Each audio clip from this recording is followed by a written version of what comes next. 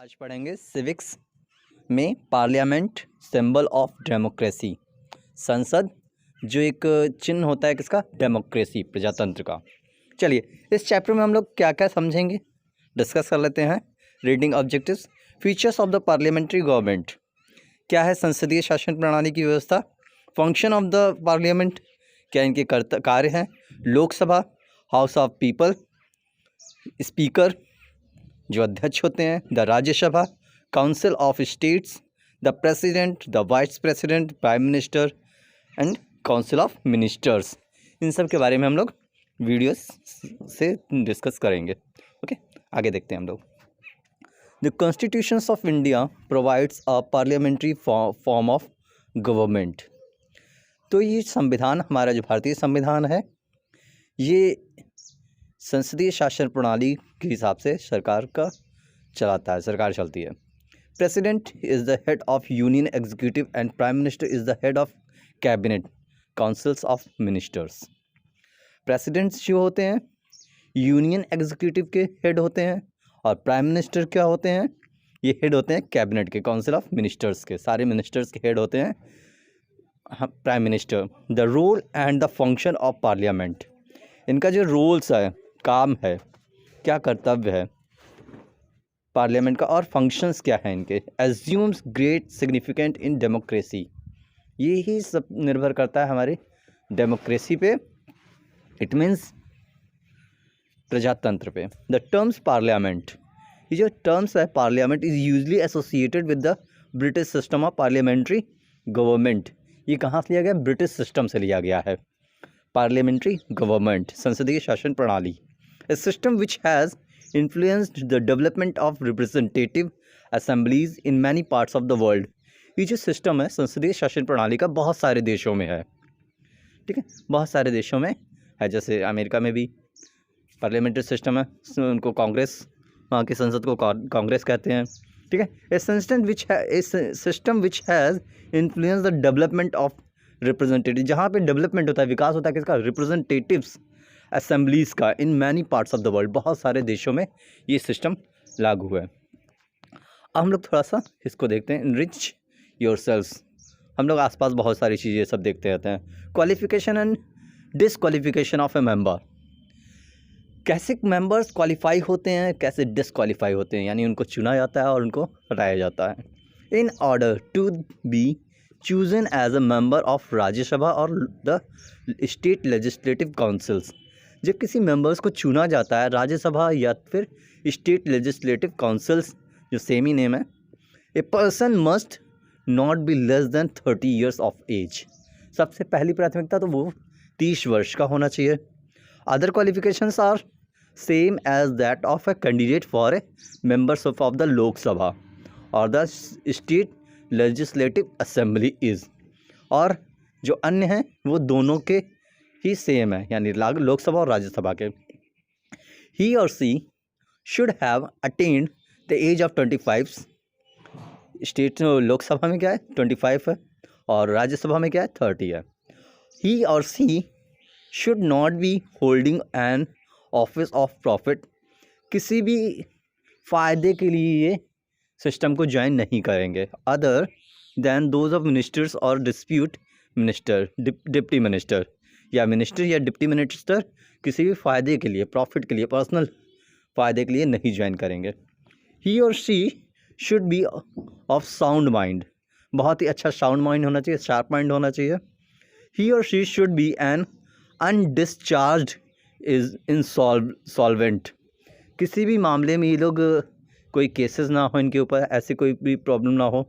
ही और she should be a citizen of India, Bharat के नागरिक ये सबसे पहले होना चाहिए, भारत का नागरिक होना चाहिए इसे, ये कोई विदेश से आकर के अब हमारे भारत में रिप्रेजेंटेटिव यानी चुनाव नहीं लड़ेगा, ऐसा हमारे संविधान में कहा गया है। ही और she should not have any disqualification under any law made by parliament, यानी संविधान के थ्रू जो भी सिस्टम बनाए गए हैं उसके अगेंस्ट नहीं होना चाहिए। अब हम देखते हैं डिसक्वालिफिकेशन क्या होती है।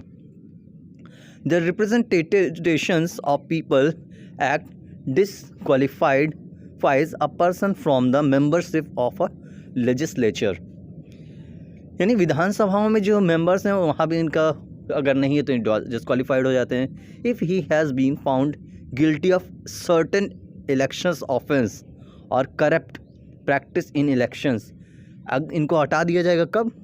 ये दोषी पाए जाते हैं इलेक्शन में धोखाधड़ी करने के मामले में या कोई भी ऐसे भ्रष्टाचार के मामले में करप्ट पाए जाते हैं तो इनको नहीं सेलेक्ट किया जाएगा। If he has been convicted and sentenced to transportation or to imprisonment for not less than 2 years.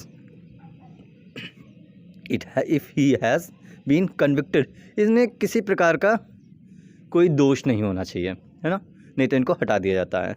If he has been dismissed from government service for corruption or disloyalty to the state, अगर इनको किसी भी मामले में भ्रष्ट पाया जाता है तो इनको हटा दिया जाता है।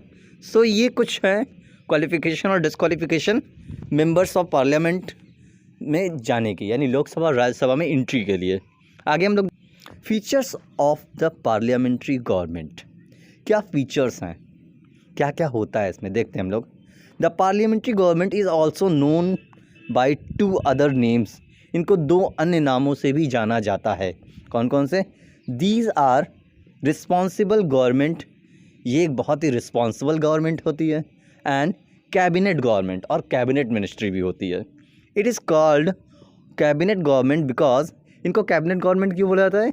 क्योंकि the actual power of executive is exercised by the cabinet, क्योंकि जो मुख्य शक्ति होती है वो इन्हीं के पास होती है, पार्लियामेंट के ही पास मुख्य शक्तियाँ होती हैं। The cabinet itself is responsible to, cabinet खुद में जिम्मेदार होती है, एंड रिमूवल बाई, हट भी सकती है, द लेजिस्लेचर, संसदीय शासन प्रणाली से हटाया जा सकता है, विधानसभाओं से हट सकते हैं। Hence this system is known as the responsible और पार्लियामेंट्री गवर्नमेंट, इसीलिए इसको क्या क्यों कहा जाता है? रिस्पॉन्सिबल सिस्टम और पार्लियामेंट सिस्टम भी कहा जाता है। A prominent features of parliamentary government is that its executive is divided into 2 sections of part. इसको prominent features parliament government क्यों कहा जाता है? क्योंकि इसके जो फंक्शन होते हैं 2 पार्ट्स में डिवाइड होते हैं, nominal executive and real executive. एक नॉमिनल नाम मात्र का, एक मुख्य होता है। कॉन्स्टिट्यूशनली, संवैधानिक तौर पर, all executive power are vested in the head of state, सारी पावर्स स्टेट को दे दी जाती है। He may be a monarch as in the great Britain, जैसे मोनार्क होते हैं राजा ग्रेट ब्रिटेन में, और प्रेसिडेंट एज इन इंडिया, जैसे राजा होते हैं कहाँ पे? भारत में हमारे प्रेसिडेंट हो गए, राष्ट्रपति। यानी ब्रिटिश में सारी पावर किसके हाथ में है? वहाँ के राज्य साम्राज्य के हाथ में है, रानी के हाथ में है, क्वीन एलिजाबेथ के हाथ में थी पहले, है ना, और भारत में प्रेसिडेंट के हाथ में। लेकिन क्या है? The entire administration is carried out in his name, सारे जो प्रशासनिक कार्य हैं इनके ही नाम से चलते हैं, but only by him. The cabinet और the council of minister performs all the administrative duties of the titular head, ये सब नाम मात्र के ही हेड होते हैं। The constitutions of India which came into force on 26 January 1950, हमारा संविधान जो है आप पहले ही पढ़ चुके हैं, पूरी तरह से जो गणतंत्र हुआ यानी कॉन्स्टिट्यूशन बन के तैयार हुआ वो 26 जनवरी 1950 में। Provides for a bicameral parliament consisting of the president and 2 houses known as the council of states, राज्य सभा and the house of the people, लोक सभा। तो उसमें 2 तरह के पार्ट बनाए गए, राज्यसभा और राज्यसभा और लोकसभा, ठीक है। फंक्शन ऑफ द पार्लियामेंट, तो पार्लियामेंट के फंक्शंस क्या हैं देखते हैं हम लोग। The role and the function of parliament assume great significance in view of the basic principle and assumptions associated with parliamentary democracy. जो पार्लियामेंट का मुख्य फंक्शन है ये बहुत ही सिद्धांत के ऊपर काम करता है है ना, ताकि प्रजातंत्र में सबको एक जैसा अधिकार सम्मान मिल सके। It has the following features, इसके कुछ मुख्य फीचर्स हैं। कंट्रोलिंग द एग्जीक्यूटिव, जितने भी एग्जीक्यूटिव्स होंगे, एग्जीक्यूटिव्स कौन, मतलब जो क्या रिप्रेजेंटेटिव्स होते हैं, जो वहाँ के मुख्य कार्य चालक होते हैं, जो कार्य संभालते हैं। A very significant functions of parliament is to exercise it control on the council of ministers by way of holding its responsible for its act of omisses and commissions, यानी उनके सारे कार्य प्रणालियों पर पूरी तरह से कंट्रोलिंग होती है। पार्लियामेंट इसके लिए खुद जिम्मेदार होता है। लॉ मेकिंग, कानून भी बनाता है parliament. Law making is the primary function of any legislature, किसी भी विधानसभा का ये मुख्य कार्य होता है, ठीक है, प्रथम कार्य होता है कि वो लॉ मेंटेन करे। तो क्या कार्य होता है, कानून बनाना, ठीक है। The parliament of India makes law on all matters included in the union list and concurrent list. Union list और कॉन्करेंट लिस्ट में इसको शामिल किया जाता है। पूरा इनके पास अधिकार होता है कानून में, कानून बनाने का और सारे नियम के अनुसार चलाने का। द स्टेट लेजिस्लेचर, जो राज्य वाइज विधानसभाएं होती हैं, share with the parliament the power to make law from the concurrent list which is prior permissions, यानी संसद के परमिशन लेने से के बाद ये अपने हिसाब से कानून बना लेती है। ऐसे ही आप लोगों ने सुना होगा, इस राज्य के ये कानून है, इस राज्य में ये कानून है ना, राज्य वाइज कानून ये उनके हाथ में होता है, अपने हिसाब से वो मेंटेन करते हैं। ये सेंट्रल गवर्नमेंट की तरफ से उनको परमिशन रहती है। कंट्रोलिंग द फाइनेंस, ये सबसे मुख्य मुद्दा है। फाइनेंस का कंट्रोल्स होना चाहिए। जैसे आप लोगों ने पढ़ा था फर्स्ट चैप्टर में, क्या पढ़ा था, नीति निर्देशक तत्व, है ना, तो उसमें ये आता है।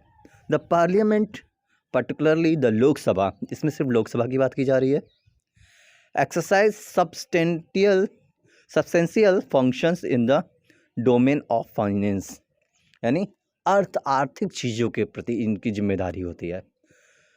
The legislature of any responsible system of government, legislature और कोई भी जिम्मेदार सिस्टम जो गवर्नमेंट का है, हैज़ टू इंश्योर, ये इंश्योर करता है that public funds are raised, public funds को बढ़ाया जाए, and spend with it consent and control, और एक सही तरीके से इसको खर्च किया जाए और इस पर पूरी तरह से एक निगरानी रखी जाए।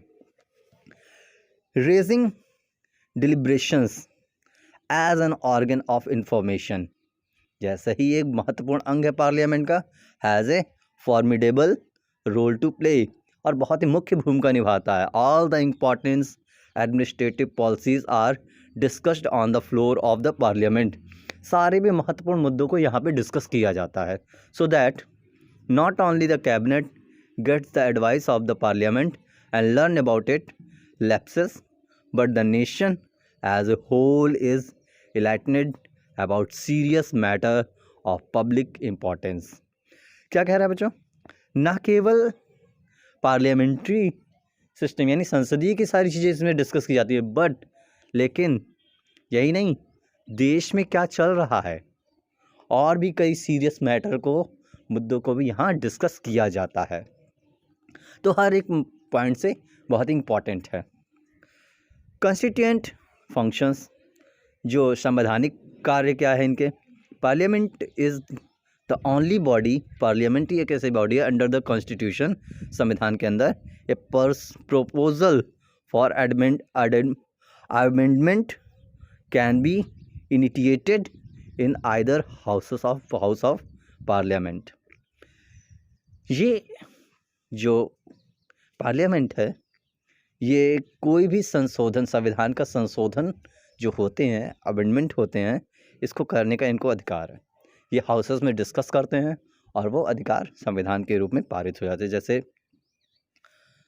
सबसे पहला जो संविधान संशोधन हुआ था, कब होता है, 1951 में, है ना, और इस तरह से काफ़ी संविधान संशोधन धीरे धीरे होते गए। इस टाइम लगभग 100 प्लस अमेंडमेंट हो चुके हैं, ठीक है, इसको भी आप ध्यान रखिएगा। अब हम बात करते हैं इलेक्टोरल फंक्शन, जो किसके लिए इम्पोर्टेंट है, जो चुने जाते हैं, रिप्रेजेंटेटिव इलेक्टोरल फंक्शन।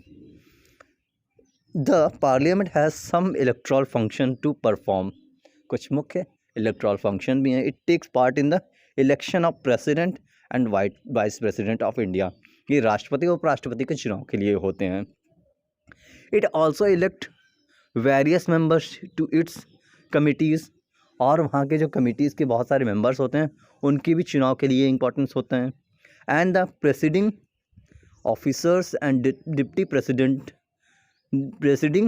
ऑफिसर और डिप्टी प्रेसिडेंट ऑफिसर को भी नियुक्ति के लिए ये इलेक्टोरल फंक्शन काम करता है। जुडिशियल फंक्शन, न्यायिक फंक्शन क्या है इसका, the judicial function of parliament are no less significant, कोई भी इसमें वो नहीं है। It has the power to impeach the president, ये पूरा पावर किसके हाथ में है, president, the vice president, the जज of supreme court and high court, यानी ये पूरा पावर किसके हाथ में है, प्रेसिडेंट के हाथ में। सर्वे सर्वा हैं, ये नियुक्ति करते हैं किसकी, जजेस की, है ना, बहुत सारे राज्यपालों की नियुक्ति करते हैं, है ना, बहुत सारी चीज़ें इनके हाथ में है। वाइस प्रेसिडेंट, द जजेस of supreme court and high court, तो ये सारे जुडिशियल फंक्शन हैं। तो आई होप्स आपको इतना समझ में आया होगा। नेक्स्ट वीडियो में हम लोग लोकसभा लोअर हाउस को पढ़ेंगे, हाउस ऑफ पीपल पढ़ेंगे, इसको लोअर हाउस कहते हैं, और राज्यसभा को अपर हाउस कहते हैं, ठीक है। हाउस ऑफ पीपल लोकसभा है, इसको नेक्स्ट वीडियो में डिस्कस करेंगे। अगर इस वीडियो में आपको कोई प्रॉब्लम हो रही है तो आप डिस्कस कर सकते हैं, ठीक है। Thank you very much.